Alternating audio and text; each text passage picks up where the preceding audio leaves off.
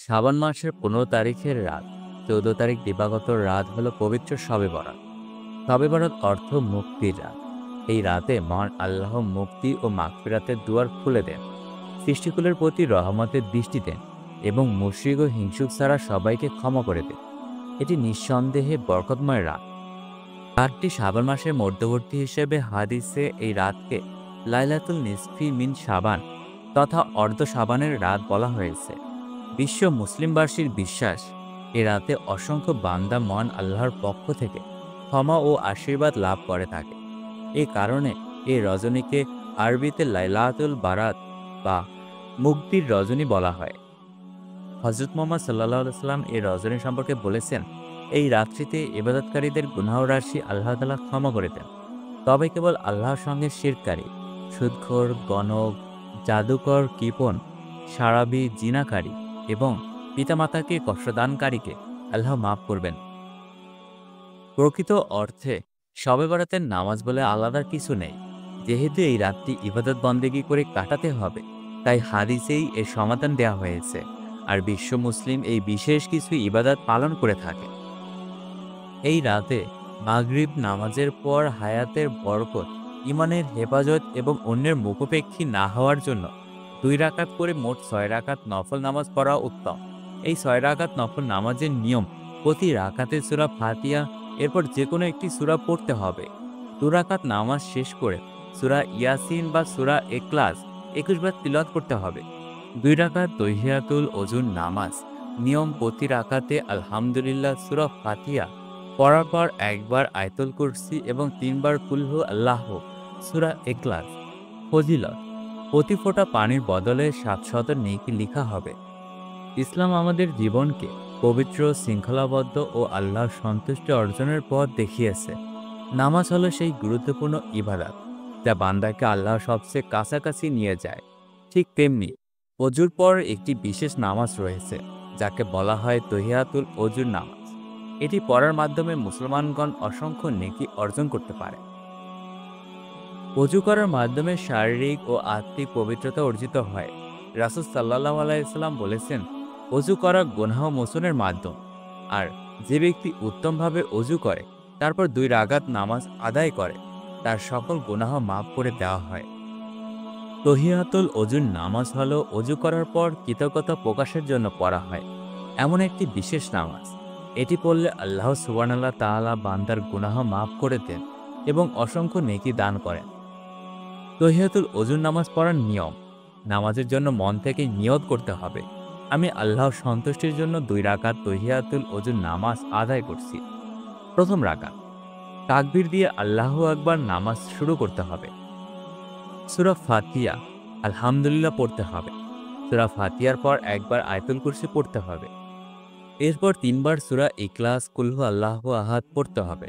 এরপর রুকু ও সিজদা করে দ্বিতীয় রাকাতে উঠতে হবে। দ্বিতীয় রাকাতে সূরা ফাতিহা পড়তে হবে। এরপর আবার একবার আয়াতুল কুরসি পড়তে হবে। তারপর 3 বার সূরা ইখলাস, কুল হু আল্লাহু আহাদ পড়তে হবে। এরপর রুকু, সিজদা এবং শেষে তাহিয়াত, দুরুদ ও দোয়া পড়ে সালাম ফিরিয়ে নামাজ শেষ করতে হবে। তাহিয়াতুল ওযুর নামাজের ফজিলত, প্রতি ফোঁটা পানির বিনিময়ে 700 নেকি। রাসূল সাল্লাল্লাহু আলাইহি সাল্লাম বলেছেন, যে ব্যক্তি উত্তমভাবে অজু করার পর 2 রাকাত নামাজ আদায় করে, তার জন্য প্রতিটি পানির ফোঁটার বদলে 700 নেকি লেখা হয়। এই নামাজ গুনাহ মোচনের অন্যতম একটি মাধ্যম। যারা নিয়মিত এটি পড়বে, তারা ইনশাআল্লাহ আল্লাহর রহমতের মাধ্যমে ছোট ছোট গুনাহ থেকে মুক্তি পাবে। জান্নাতের দরজা খোলা হয়।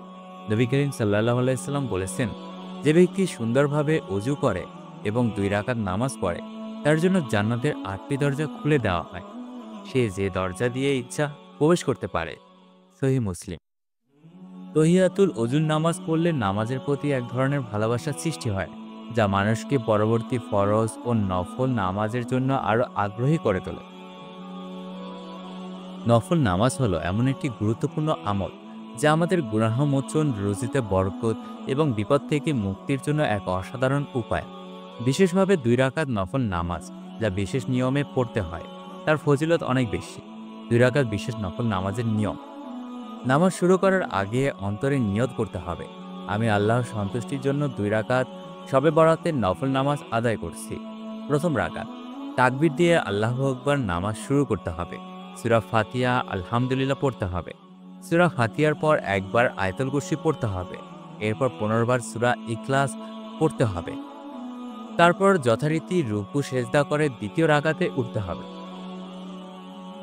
দ্বিতীয় রাকাতে সূরা ফাতিহা পড়তে হবে। সূরা ফাতিহা পড়ার পর একবার আয়াতুল কুরসি পড়তে হবে। এরপর 15 বার সূরা ইখলাস পড়তে হবে। এরপর যথারীতি রুকু সেজদা ও শেষ বৈঠক করে তাহিয়াত, দরুদ ও দোয়া পড়ে সালাম ফিরিয়ে নামাজ শেষ করতে হবে। সালাম ফিরানোর পর 12 বার দুরূদ শরীফ পড়তে হবে। 2 রাকাত বিশেষ নফল নামাজের ফজিলত। রুজিতে বরকত। এই নামাজ নিয়মিত আদায় করলে আল্লাহ রুজিতে বরকত দান করেন। যারা দরিদ্র বা আর্থিক সংকটে ভুগছেন তারা এই আমল করলে ইনশাআল্লাহ উপকারে যাবে। নবী করিম সাল্লাল্লাহু আলাইহি ওয়াসাল্লাম বলেছেন, যে ব্যক্তি নফল ইবাদতে আগ্রহী আল্লাহ তার দুঃখ কষ্ট দূর করে দেন। এই নামাজ কষ্ট লাঘব এবং মনের প্রশান্তির জন্য বিশেষ উপকারী। এই নামাজ পড়লে গুনাহ মাফ হয় এবং আল্লাহ মাগফিরাত পাওয়া যায়।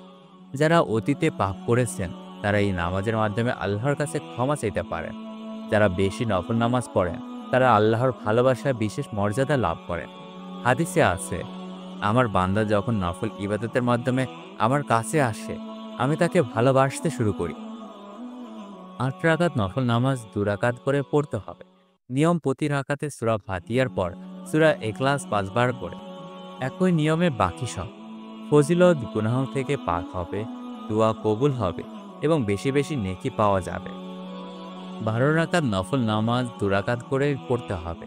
নিয়ম প্রতি রাকাতে সূরা ফাতিহার পর 10 বার সূরা ইখলাস এবং এই নিয়মে বাকি নামাজ শেষ করে 10 বার কালেমা তাওহীদ, 10 বার কালেমা তামজিদ এবং 10 বার দুরূদ শরীফ পড়তে হবে। 14 রাকাত নফল নামাজ 2 রাকাত করে। নিয়ম প্রতি রাকাতে সূরা ফাতিহার পর যে কোনো একটি সূরা পড়ুন। ফজিলত, যে কোনো দোয়া চাইলে তা কবুল হবে। 4 রাকাত নফল নামাজ এক সালামে পড়তে হবে। নিয়ম প্রতি রাকাতে সূরা ফাতিহার পর 50 বার সূরা ইখলাস শরীফ। ফজিলত, গুনাহ থেকে এমনভাবে পাক হবে যে সদ্য মায়ের গর্ভ হতে ভূমিষ্ঠ হয়েছে। 8 রাকাত নফল নামাজ এক সালামে। নিয়ম প্রতি রাকাতে সূরা ফাতিহার পর 11 বার সূরা ইখলাস শরীফ। ফজিলত, এর ফজিলতে সম্পর্কে বর্ণিত আছে যে হযরতে সৈয়দানা ফাতেমা রাদিয়াল্লাহু আনহা ইরশাদ করেছেন, আমি এই নামাজ আদায়কারী শাফায়াত করা ব্যতীত জান্নাতে কদম রাখব না। রোজার ফজিলত। হুজুর সাল্লাল্লাহু আলাইহি ওয়াসাল্লাম ইরশাদ করেছেন, যে শাবানে একদিন রোজা রেখেছে তাকে আমার শাফায়াত হবে। আরও একটি হাদিস শরীফে আছে যে হুজুর সাল্লাল্লাহু আলাইহি ওয়াসাল্লাম ইরশাদ করেছেন, যে ব্যক্তি শাবানের 15 তারিখে রোজা রাখবে তাকে জাহান্নামের আগুন ছোঁবে না। এছাড়াও পড়তে পারেন সালাতুল তাসবিহের নামাজ। এই নামাজের অনেক ফজিলত রয়েছে। সালাতুল তাসবিহ একটি বিশেষ নফল নামাজ যা রাসূলুল্লাহ সাল্লাল্লাহু আলাইহি ওয়াসাল্লাম অত্যন্ত গুরুত্বপূর্ণ হিসেবে উল্লেখ করেছেন। এই নামাজ গুনাহ মাফের অন্যতম শ্রেষ্ঠ মাধ্যম, যা নবীজি সাল্লাল্লাহু আলাইহি ওয়াসাল্লামের চাচা আব্বাস রাদিয়াল্লাহুকে শিখিয়ে বলেন, এই নামাজ পড়লে তোমার আগের ও পরের, ছোট ও বড়, গোপন ও প্রকাশ্য, ইচ্ছাকৃত ও অনিচ্ছাকৃত সব গুনাহ মাফ করে দেওয়া হয়। আবু দাউদ, তিরমিজি। সালাতুল তাসবিহ পড়ার নিয়ম। এটি 4 রাকাত বিশিষ্ট একটি বিশেষ নামাজ যা একসাথে বা 2 রাকাত করে পড়া যায়। নিয়ত, আমি আল্লাহর সন্তুষ্টির জন্য 4 রাকাত সালাতুল তাসবিহর নামাজ আদায় করছি। প্রথম রাকাত তাকবীর দিয়ে আল্লাহু আকবার নামাজ শুরু করুন। সূরা ফাতিহা পড়ুন। এরপর যে কোনো একটি সূরা, যেমন সূরা ইখলাস, সূরা ফালাক বা সূরা নাস পড়ুন। তারপর 15 বার সুবহানাল্লাহি ওয়া আলহামদুলিল্লাহি ওয়া লা ইলাহা ইল্লাল্লাহু আল্লাহু আকবার পড়ুন। রুকুতে গিয়ে তাসবিহ সুবহানা রাব্বিয়াল আযীম পড়ার পর 10 বার উপরোক্ত তাসবিহ পড়ুন। রুকু থেকে ওঠার পর সামিআল্লাহু লিমান হামিদা 10 বার তাসবিহ পড়ুন। সেজদায় গিয়ে সুবহানা রাব্বিয়াল আলা পড়ার পর 10 বার তাসবিহ পড়ুন। সেজদা থেকে ওঠার পর 10 বার তাসবিহ পড়ুন। দ্বিতীয় সেজদায় 10 বার তাসবিহ পড়ুন। এভাবে এক রাকাতে 75 বার তাসবিহ পড়তে হবে। দ্বিতীয়, তৃতীয় ও চতুর্থ রাকাতেও একইভাবে পড়তে হবে। এই নামাজ পড়লে সকল গুনাহ মাফ হয়ে যায়। যা নবীজি সাল্লাল্লাহু আলাইহি সাল্লাম হাদিসে উল্লেখ করেছেন।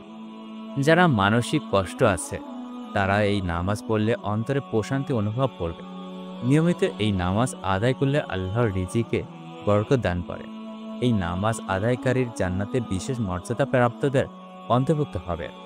সালাতুল তাসবিহ একটি বরকতময় ও গুরুত্বপূর্ণ ইবাদত। রাসূলুল্লাহ সাল্লাল্লাহু আলাইহি সাল্লাম এটি নিয়মিত পড়ার তাগিদ দিয়েছেন। আমরা যদি প্রতিদিন না পড়ি তবে অন্তত সপ্তাহে একবার অথবা মাসে একবার কিংবা বছরেও একবার হলেও এই নামাজ পড়ার অভ্যাস গড়ে তুলুন। শবে বরাতের নামাজের নিয়ত এভাবে করতে পারেন: আমি কেবলামুখী হয়ে আল্লাহর উদ্দেশ্যে শবে বরাতে 2 রাকাত নফল নামাজ আদায় করছি। আল্লাহু আকবার। মনে রাখতে হবে, ফরজ নফলের চেয়ে অনেক বড় শবে বরাতের নামাজ। যেহেতু নফল, সেহেতু নফল পড়তে পড়তে ফরজ পড়া ভুলে গেলে বা ঘুমের কারণে পড়তে না পারলে কিন্তু সবই শেষ। অর্থাৎ নফল নামাজ পড়ে পড়ে ক্লান্ত হয়ে ঘুমিয়ে পড়লেন আর এইদিকে ফজরের নামাজ পড়তে পারলেন না। সাবধান, এ যেন না হয়। সবথেকে ভালো হয় শবে বরাতের নফল শেষ করে বেতের নামাজ পড়ে এরপর ফজর পড়া। যাই করেন নামাজ পড়েন আর ঘুমান, সমস্যা নেই। ঠিক সময় মতো উঠে ফজর নামাজ যেন পড়তে পারেন সেই দিকে খেয়াল রাখবেন।